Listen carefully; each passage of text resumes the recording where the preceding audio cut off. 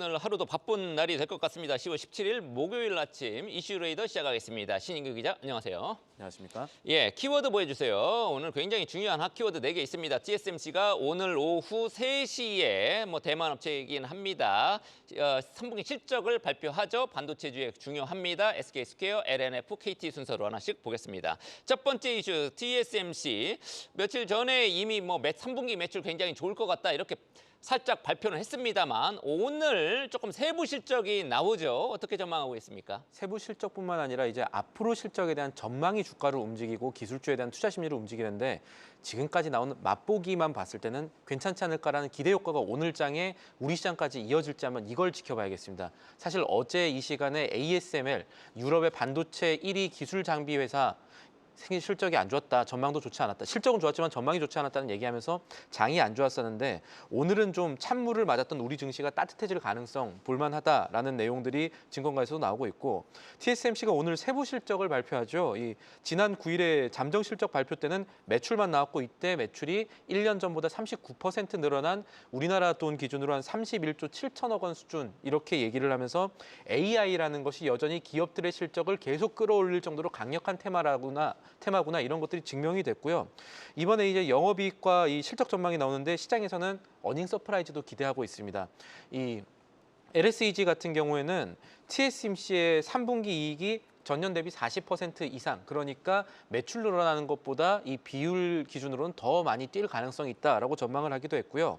이 TSMC가 호실적을 보인다면 이 아시아 증시를 바라보는 외국인들의 시각, 그래서 외국인들의 지금 기술주 이탈 이 추세가 조금 멈출 가능성이 있습니다.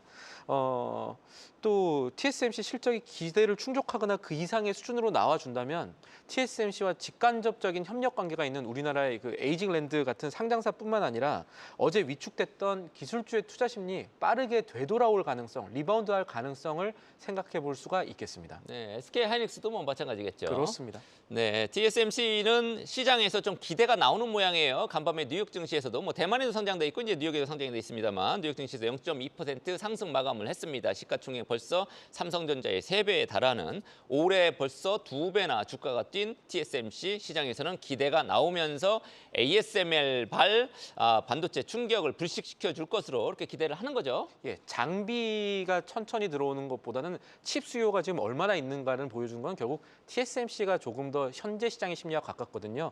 이 어제 얼어붙었던 심리가 되돌아올 가능성을 생각해 볼 수 있겠습니다. 네, 기대하겠습니다. 삼성전자 너무 떨어졌죠, 사실. 자, 두 번째 이슈. 영국의 행동주의 펀드가 요즘 행동주의 펀드 말이 굉장히 많은데 행동주의 펀드가 SK스퀘어 SK 하이닉스의 지분을 많이 갖고 있는 SK스퀘어의 지분을 계속 사들이고 있다면서요. 네.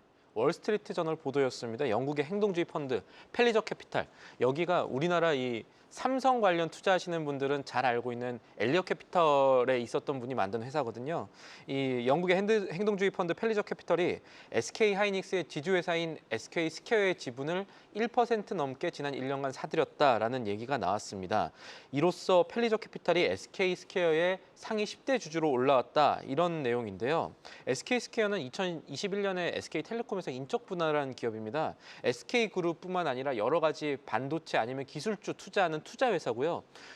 최근에는 2022년에 투자했던 크래프톤 주식 팔기도 했었습니다. 사고 팔고 이러면서 수익을 내는데 계열사 지분 보유하거나 배당금 수입으로 실적 내는 기업인데 SK스퀘어가 하이닉스 주식을 1억 4천만 주 정도 들고 있거든요. 몇 퍼센트인가요? 20%가 넘습니다. 20.1% 정도 됩니다. 이 최초의 SK 하이닉스 주식을 산 가격으로 장부 가치가 이 회계 장부에 기록이 되는데 이때 지금 3조 3천억 원으로 기록이 돼 있습니다. 그런데 SK 하이닉스 주식 1억 4천만 주 지금 시가로 하면 27조 원이 넘거든요.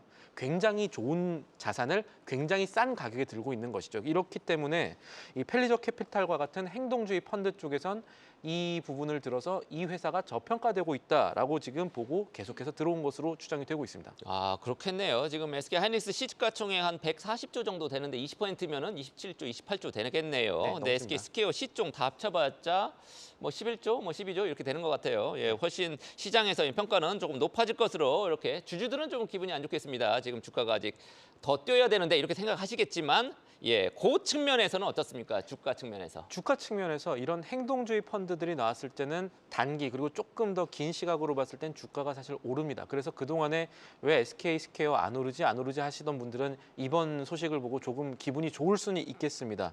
그리고 또 하나 봐야 될 게 행동주의 펀드가 들어갔을 때 경영진과 얘기들을 합니다. 이 자사주 매입이라든가 주주환원 정책을 늘려달라는 얘기, 적어도 단기적으로 이 장기적이 아니라 단기적으로 주주들이 기쁠 수 있는 얘기들을 해달라고 하는데 이 내용들이 어느 정도 진척이 된 것 같아요. 그래서 팔리저가 자사주 매입을 비롯해서 그동안의 주가 할인 요인, 주가가 그렇게 지지부진했던 요인들에 대해서 이걸 해소하는 방안을 좀 마련해달라. 이걸 SK스퀘어 측에 요청을 했고 어느 정도 얘기가 들어질 가능성이 있다는 보도가 나옵니다. 그래서 SK스퀘어의 주주환원 정책이 조금 더 늘어나게 되면 사실 단기 주가에는 도움이 될 겁니다.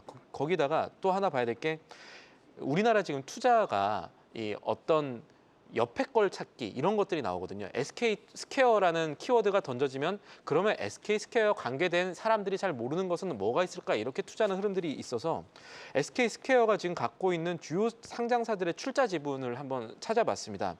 SK하이닉스는 너무 유명한 거니까 이 부분보다 한번 보실 만한 게 드리머스 컴퍼니라든가 인크로스 같은 회사들, 상장사들의 흐름도 오늘 어떻게 될지 투자 심리 측면에선 주목해 볼 만한 부분이 되겠습니다. 네, 그렇군요. 특히 뭐 SK 하이닉스는 뭐 대박이 난 것 같고요. 투자의 측면에서 이미 보면. 났다고 봐야죠. SK스퀘어 측면에서는. 네, 예. 알겠습니다. 자, 세 번째 이슈, 2차 전지 요즘 분위기가 조금 좋아지고 있죠. 양극재 대표적인 기업 LNF가 창사 이후 첫 기업 설명회 어제 열었다면서요. 어떤 내용 나왔습니까? 내용들 보면은 단순하게 LNF도 자신감을 보였지만 그동안에 LNF라든지 여러 가지 2차 전지주 기업들의 실적이 좋지 않았던 근본적인 요인들이 내년부터는 좀 해소될 수 있지 않을까라는 기대감을 갖게 할 수 있는 내용들이 좀 나왔습니다. LNF가 이 창사 첫 기업 설명회 하면서요. 그동안의 실적이 안 좋았던 요인들, 그러니까 이 광물들의 가격이 너무 높게 책정됐던 상황이었기 때문에 그러니까 높은 단가로 산 재고들이 내년부터는 이 손익이 정상화될 것으로 보인다. 여러 가지 지금 가격들이 하락해온 측면들을 이제 손바꿈하는 측면들이 있고 이제 그때가 왔다는 겁니다. 그래서 그동안에 있었던 문제들은 해결하기 위해서 회사가 자체 원재료 공급 비중도 늘리고 내년부터는 반등을 할 것이다. 그렇게 하면서 이제 매출의 안정화 그리고 사업의 다각화를 추진하겠다고 했습니다. 우리나라가 보통 잘하는 게 하이니켈이라고 해서 전압 높게 나가고 그리고 배터리 용량 좋고 그런 것들을 많이 이제 해왔었는데 그래서 좀 비싸겠죠. 그것보다는 조금 중고가 제품, 그러니까 하이니켈보다 약간 싼 제품, 미드니켈 쪽으로도 좀 팔기로 하겠다. 그리고 LFP 관련 양극재도 판매하겠다라고 얘기를 하면서 2029년까지 LNF는 지금보다 추가 매출을 3조 5천억 원 이상 더 하겠다라는 얘기를 했습니다. 요약하면은 LNF도 지금 계속해서 안 좋았던 것들이 이제 정상화되는 국면이 2025년에는 올 겁니다라고 예고를 한 것이고요. 지금 LNF가 얘기하고 있는 실적의 개선 요인들이 결국은 2차 전지주 전체 거시적 요인이라는 점을 생각해 보면은 이번에 나왔던 내용들이 오늘장의 2차 전지주 투자 심리로 이어질지도 한번 생각해 볼 부분이 되겠습니다. 네, 마지막 키워드 KT입니다. 통신사들 대표적인 뭐 배당주이기 때문에 주가 흐름이 뭐 이렇게 시원치는 않습니다만 KT만 놓고 보면 올해 주가가 상당히 많이 뛰었거든요. 증권가에서도 좀 좋게 보는 그런 평가가 많은 것 같은데 왜 그렇죠? 금융과 통신은 우리나라에서 관치 이야기를 벗어날 수가 없어서 그렇죠. 여러 가지로 주가가 그렇게 많이 오르지 않고 특히나 요새 실적들이 아주 좋지는 않을 것이다라는 얘기가 나왔습니다. 그런데 통신 3사 중에서는 KT에 대해서는 지금 다른 시각을 갖고 있는 이야기들이 증권가 한 곳뿐만 아니라 여러 곳에서 지금 나오고 있습니다. 일단은 이번 달 초였죠. 지난 10일이었습니다. KT가 마이크로소프트와 같이 AI 부분 협력을 해서 내년에 한국형 AI 모델을 내놓고 관련 특화 기업들 출범하겠다 이런 얘기들을 하면서 점점 투자 심리가 개선되는 것 하나를 볼 수가 있겠고요. 실적 측면에서 이거는 이번에 뭐 나올 실적은 아니니까 기존에 이제 나왔던 것들을 또 어떻게 하고 있느냐 봤더니 잘하고 있습니다. KT의 3분기 실적 컨센서스 보면은 매출이 6조 6천억 원 넘고요. 영업이익은 4,600억 원 넘어갑니다. 영업이익이 4,600억 원 정도 된다면은 전년 동기 대비 40% 정도 더 번다라는 얘기가 되는 거고요. 이런 부분들이 있어서 메리츠 증권 같은 경우는 KT가 통신 3사 가운데 거의 유일하게 지금 나왔던 실적의 컨센서스를 상회할 가능성이 있는 기업이다라는 분석을 내놨고요. 그리고 또 하나 봐야 될 게 통신 3사 가운데 유일하게 지금 주주 환원 규모 늘리고 있습니다. 분기 배당도 이번에 또 500원 정도 할 가능성이 점쳐지고 있고 분기 배당으로 이제 바꿨군요. 네. 관련해서 이제 미래에셋증권 같은 경우는 KT의 목표가를 높여잡기도 했습니다. 이 16일에 KT 목표가를 기존 대비 높여잡은 5만 원으로 제시하면서 KT가 지금 실적도 그렇고 앞으로 기대감들이 점점 반영되고 있는 구간이다. 이렇게 평가를 했습니다. 네, KT 실적이 좋아지고 있는데 주주 환원을 확대한다. 주가에는 당연히 긍정적일 것 같습니다. 증권가도 그렇게 평가를 하고 있습니다. 지금까지 신인규 기자와 함께한 이슈에 대했습니다. 계속해서 다양한 경제 이슈를 알고 싶다면 구독과 좋아요, 알림 설정 부탁드립니다. AI 캐스터 권미정이었습니다.